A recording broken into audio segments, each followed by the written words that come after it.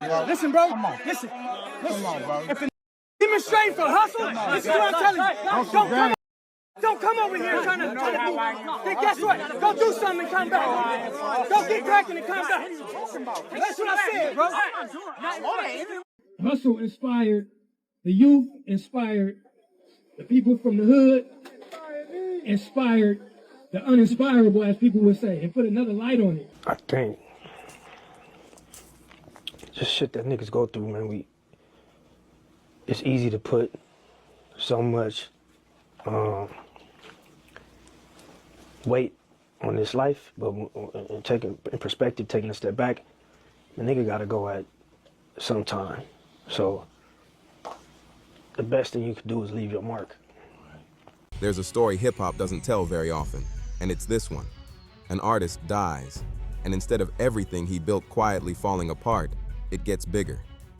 7 years after Nipsey Hussle was killed outside the store, he opened himself. A California court just signed off on something remarkable. An $11 million estate split evenly between his 2 children. And the man who made sure that number existed, who made sure there was even a business left to inherit, is finally opening up about what it took to get here. Stick around, because this isn't just a story about money. It's a story about what it actually means to protect somebody's legacy when everyone expects it to collapse. Let's set the scene properly, because to understand why this outcome is so unusual, you have to understand what usually happens when a hip-hop star dies without things locked down. The pattern is almost predictable at this point. The catalog gets sold off cheap, the businesses shut their doors within a year or two, family members end up suing each other over scraps, and the kids grow up hearing stories about an empire that, in practice, evaporated. That is the version of this story everyone braced for back in 2019. It is not the version that happened. To get why, rewind to South Los Angeles, to the Crenshaw neighborhood, where Ermias Joseph Asghedom was born on August 15, 1985. Nothing about his surroundings pointed towards stability or generational wealth, quite the opposite.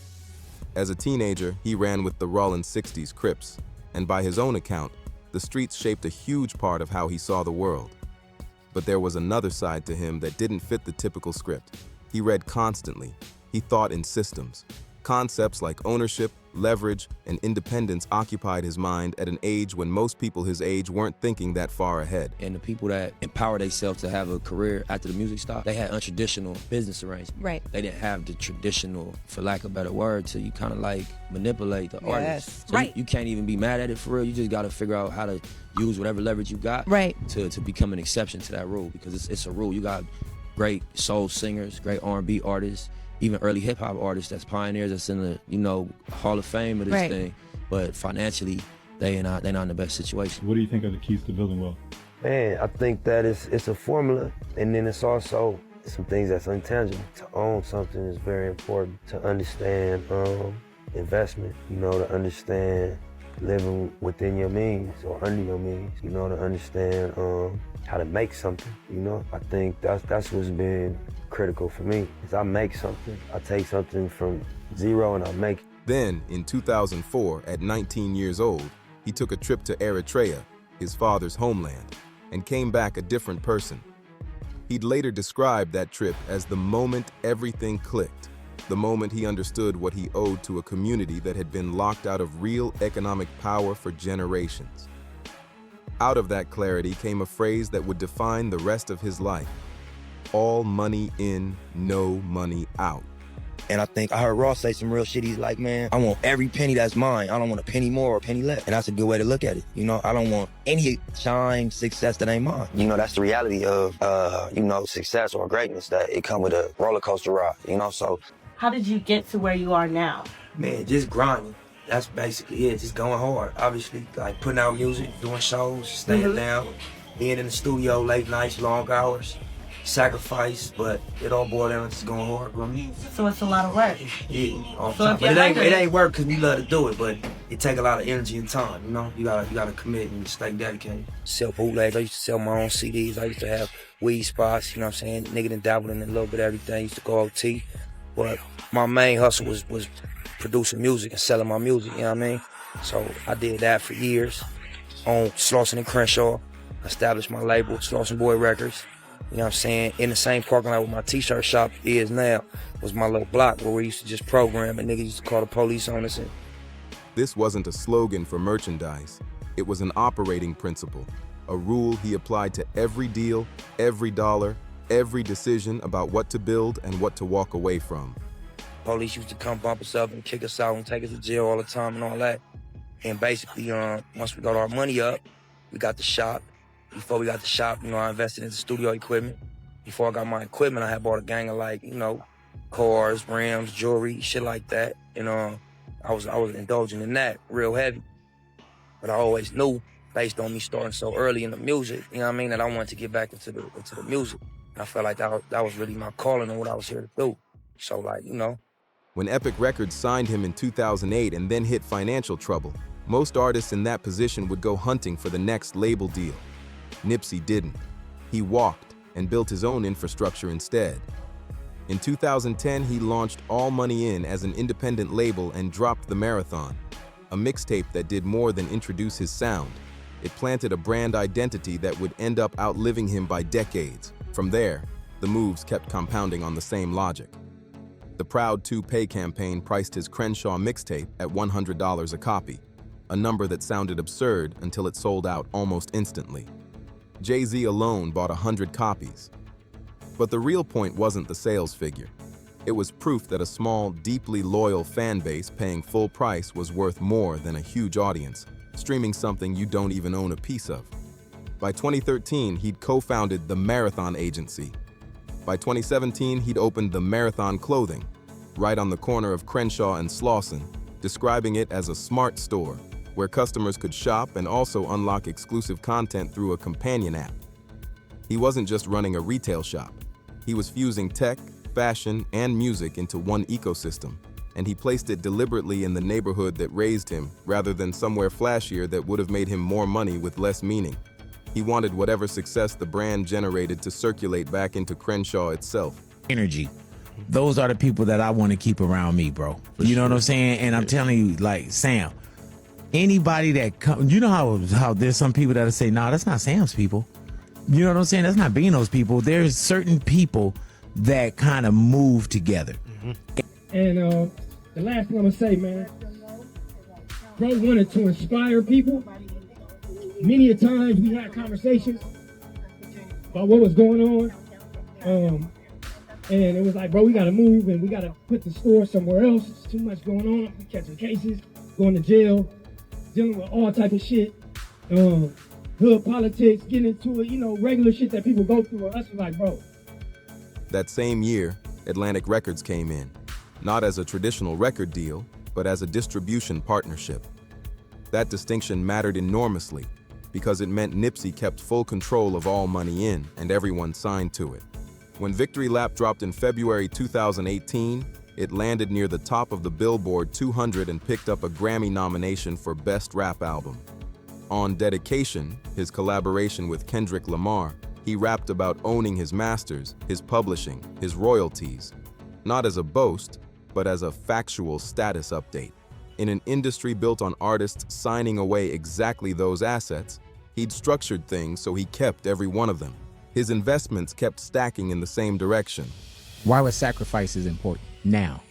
I think it's one of those records, for me, every record is big. I was telling the label, I'm like, man, we need to shoot a video for every record. We need to press radio play for every record, but they like, listen, which one you guys feel is the strongest for right now and feel good? This was one of the ones that everybody was like, man, let's press play on this. And I think just, going in, murdering it, Hussle murdering it, and then just when you really sit back and listen to it, it's just something very relatable. So I feel real confident, happy that it's able to come out and the video is coming out. He co-invested in Vector 90, a co-working and STEM space in Crenshaw built with entrepreneur David Gross, a project Gross had first pitched him courtside at a Lakers game, and Nipsey reportedly told him it mattered more than music before showing up at the office the very next day. He bought real estate, including the plaza where the Marathon Clothing itself stood, with plans to eventually redevelop the block into a mixed-use residential and commercial hub. He backed Destination Crenshaw, a public art initiative meant to reshape the corridor and pull in investment. He put money into our opportunity, a fund channeling capital into communities of color through federal tax incentives. Every single project pointed back to the same few blocks he refused to abandon. And then, on March 31st, 2019, he was shot and killed right outside that same store. He was 33. The grief was immediate and it was massive. Jay-Z, Snoop Dogg, Drake, LeBron James, tributes poured in from every direction. At his memorial, held at the Staples Center, his grandmother, Margaret Butte, told the crowd that Nipsey had done his job, that he'd made his mark. More than 20,000 people showed up. The procession through Crenshaw stretched for miles, with people lining the streets for hours. The kind of mourning a city reserves for someone who never actually left, not for a celebrity who was simply from there. Understanding that life in the world is not to be understood on a human level, I think it's for me to, the only thing that kind of like helps me day by day, but thinking you understand everything or you thought you understood everything, it'll have you f***ed up. Just cause shit don't make sense, but I think, just knowing, man, we all gotta go. And Eric Holder Jr. was later convicted of first-degree murder and sentenced in February 2023 to 60 years to life. But long before that case reached its conclusion, there was a much messier, much less visible problem sitting underneath everything Nipsey had built. He died without a fully executed will. In California, that single fact triggers probate, meaning a court has to step in, catalog every asset, settle every debt, sort out any competing claims, and eventually approve how everything gets divided. For a simple estate, that process might take a year, maybe two. For an estate involving multiple active businesses, a trademark portfolio, ongoing music royalties, real estate holdings, minor children from different mothers, and a contested guardianship, that process can stretch on for years. In this case, it stretched on for more than 7. This is where Samuel Asghedom enters the picture, known to most people as Blacc Sam, Nipsey's older brother, and the man the court appointed to administer the estate. He'd been there from the beginning, the early days on Crenshaw, the opening of the store, every deal, every community initiative, every piece of the vision. He didn't just know what his brother had built. He understood why he'd built it that way and what it was meant to become. Here's what Sam was staring down the moment he stepped into that role. After debts and expenses, the estate was valued at roughly $4 million, a real number, sure, but nowhere close to what it would eventually become. The businesses were technically still operating, but without their founder, under a cloud of legal uncertainty, with courts, creditors, and interested parties all watching closely. The path of least resistance was obvious. Liquidate everything, sell off the trademarks and business interests, distribute the cash, close the case, move on. A lot of administrators in his position take exactly that route. Sam didn't. He chose to protect what existed, keep it operating, and actively grow it. Those 3 choices, sustained across 7 years of pressure, are the entire reason this story ends differently. Under his watch, the Marathon clothing store at Crenshaw and Slauson never closed. That matters more than it might sound like, because when the face of a brand dies, the brand very often dies with him. The pull that gets customers through the door is usually tied so tightly to one person that once they're gone, the whole thing unravels. That's not what happened here. Sam understood that the store was never just a Nipsey Hussle souvenir shop. It represented an idea that Black ownership and reinvestment in the community could actually work, and shutting it down would have betrayed that idea completely. So he kept it staffed, kept it open, kept the mission visible on the exact block where his brother had planted it. Meanwhile, the Puma partnership, one of Nipsey's most significant commercial relationships, kept feeding a trust fund set up for the children all the way through the probate period. That mattered because it meant the kids weren't solely dependent on a slow-moving court process to see any benefit. Money kept flowing through existing deals while Sam handled the legal side in parallel. In the summer of 2022, a second Marathon clothing location opened on Fairfax, one of the most competitive, culturally loaded retail strips in Los Angeles. That expansion did not come easily. Sam later told the hosts of Earn Your Leisure, Troy Millings and Rashad Bilal, that when they went looking for space on Fairfax or Melrose, landlords simply wouldn't lease to them. Despite everything the Marathon name represented culturally, it was still hitting the same institutional wall that Black-owned businesses have always run into when trying to get premium retail space. It took bringing in Roc Nation's top real estate contact just to get a landlord to sit down and talk. That kind of resistance ends a lot of expansion plans before they start. Sam pushed through it anyway, because a second location wasn't just a business milestone. It was proof, 3 years after Nipsey's death, that the brand hadn't stalled, that the blueprint of building instead of just talking was still being executed. From there, Marathon Burger launched as another arm of the business, adding a new stream of revenue to the portfolio. Its official grand opening and its contribution to the entrepreneurial legacy of the late Nipsey Hussle. As a visionary businessman and community leader, Hussle's impact continues to inspire in the launch of Marathon Burger. We are glad to celebrate the grand opening of Marathon Burger. The trademark portfolio itself, the Marathon clothing mark, all money in, the Marathon continues, was actively maintained and enforced rather than left to lapse.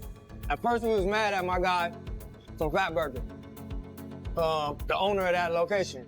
We had a cool relationship with him. He went and did the Marathon Burger, Premium Burger, the bootleg version. We was mad. But in hindsight, I'm happy he did that.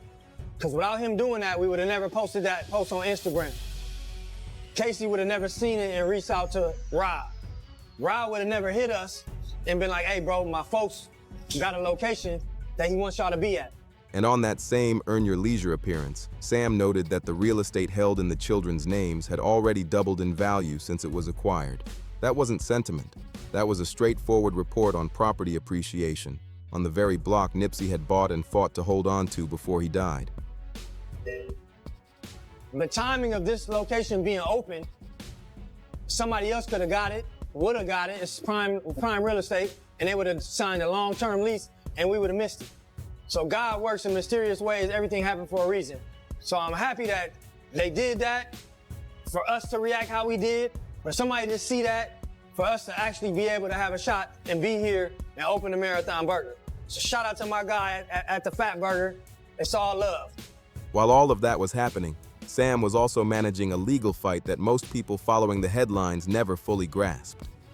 Imani Asghedom, Nipsey's daughter from his earlier relationship with Tanisha Foster, became the subject of a long-running guardianship dispute, one that created serious complications for the entire probate process.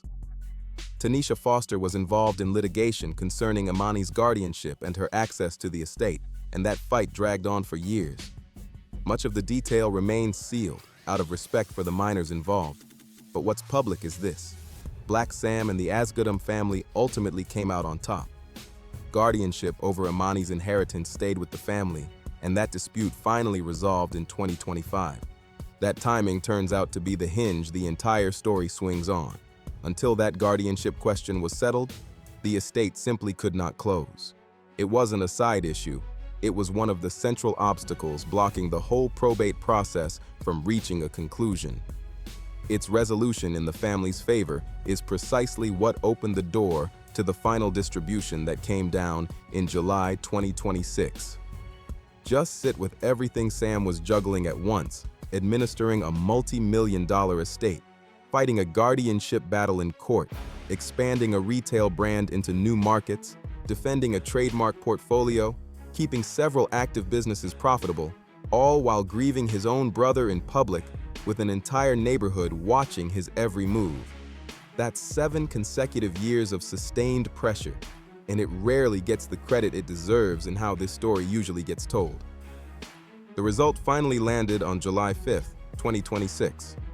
A California court approved an equal split of the estate, now valued at approximately $11 million, between Imani Asghedom and Cross Asghedom, 50% each. Lauren London, Cross's mother and Nipsey's longtime partner, signed off on documentation confirming her son had received his share. The exact dollar figures allocated to each child remained sealed in the probate filings, but the categories of what got transferred are public record. The estate's official statement didn't lead with the dollar amount at all. It simply confirmed that Nipsey's assets had gone to their rightful beneficiaries, his children, and reaffirmed a commitment to protecting the family's privacy while carrying the legacy forward. More than 7 years after Nipsey was killed outside his own store, that chapter was finally, formally closed. Now here's the part that actually reframes the whole story. What Imani and Cross inherited isn't a lump sum sitting in an account. Picture $11 million and 2 kids, and most people imagine a trust fund with a pile of cash in it. That's not what this is. Yes, there's cash involved, but the estate also handed over 100% ownership of the Marathon Clothing Inc., 100% membership interest in All Money Inc., full ownership of Marathon Studios, full ownership of Marathon Touring, stakes in additional business entities, and the complete trademark portfolio tied to the Marathon name.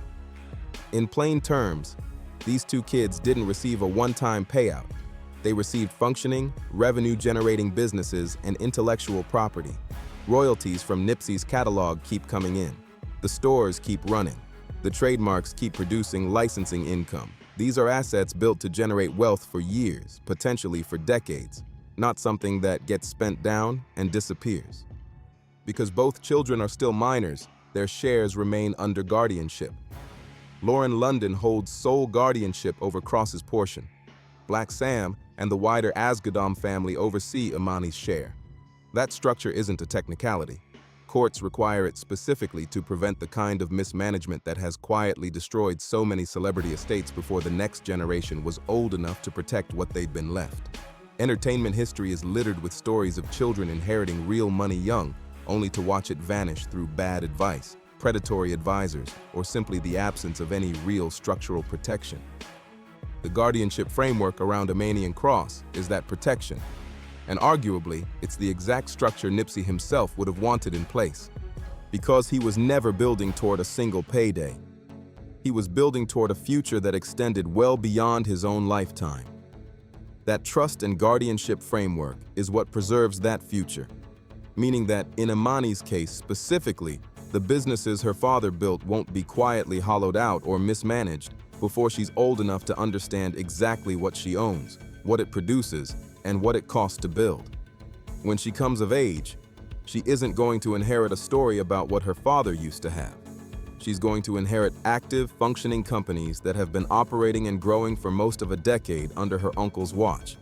That is a fundamentally different inheritance than the one most people in her position ever get. When Blacc Sam has spoken publicly about all of this, he keeps circling back to the same idea over and over. He's put it plainly, that when he says the family owns it, he means it. It's in Hussle's kids' names, sitting in their trust funds, so that when they're older, they know this is something their father worked for and something that belongs to them. On Earn Your Leisure, he talked about the significance of holding a brick-and-mortar business and being able to pass that down through the family. Speaking with CBS News, he described the Marathon brand as something built to inspire and motivate, and said that continuing that mission in any form is always a blessing. None of that is a statement about a number on a page. All of it is a statement about purpose. And that distinction between money and purpose is exactly what's made Sam's handling of this estate something both the business world and the hip-hop world have taken notice of. In an industry where estates routinely implode into legal disasters, where assets get sold off for a fraction of their worth, where children grow up discovering their parents' empire only ever existed on paper, what happened here stands out as a genuine exception. Sam refused to take the shortcut. He refused to liquidate for the sake of speed. He spent 7 years operating, defending, and expanding, and when the court finally signed off, the estate's value had grown from roughly $4 million to nearly $11 million. The stores were running. The brand had real equity behind it. The property had appreciated. The Puma partnership was still active. Marathon Burger was up and running. A second store location was open. All of it intact. All of it sitting in the children's names. And the way the family chose to announce it, once everything was finalized, said everything about what this was really about. No lead line about the dollar figure, just confirmation that the estate had gone to its rightful beneficiaries, Nipsey's children, paired with a commitment to protect their privacy while carrying his legacy forward. Legacy first, money second, which happens to be exactly how Nipsey himself always talked about what he was trying to build. Sam clearly understood that, and it shows in every decision he made from the day he was appointed administrator to the day the case finally closed. Because if you think back to what Nipsey spent his whole career arguing, it always came down to one thing. Ownership is the only kind of wealth that actually lasts. Not income, not streaming numbers, not endorsement checks. Ownership. He laid this out plainly in interviews, using Twitter as his go-to example, pointing out that when an artist tells 10 million people to go follow them on a platform, they've just handed that platform real economic value for free. The company's valuation climbs, its founders get richer, and the artist walks away with a follower count and no equity whatsoever. He watched that same dynamic play out across the music industry constantly, artists generating the cultural value that made record labels worth billions, then signing deals that handed over their masters and their publishing, and quietly missing out on all the long-term wealth their own work created. He refused to play by those rules. Every deal he structured was designed specifically to prevent that from happening to him. He held on to his masters. He kept his publishing. Even after signing with Atlantic, he retained control over his label and everyone on its roster. He bought the block his store sat on, so he'd never be just a tenant in the neighborhood he was trying to build up. He built revenue streams that didn't depend on whether a radio station happened to be playing his music that particular week, because he understood that leaning on any single income source was a form of exposure he wasn't willing to accept. All money in, no money out wasn't a catchy phrase to him.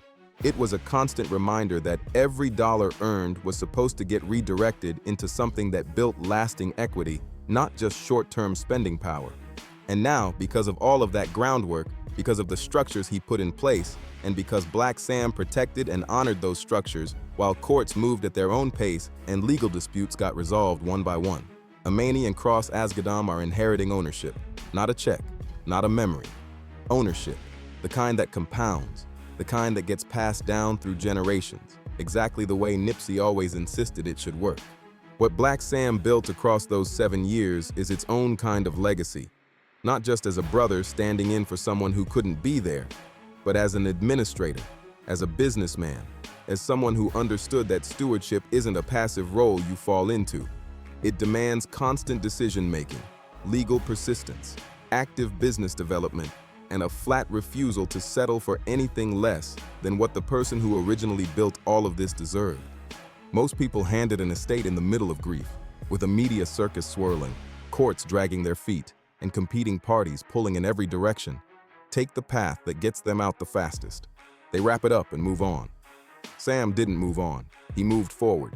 He grew the Marathon brand while simultaneously fighting through probate, defending a guardianship dispute, and managing trademark litigation, all at once.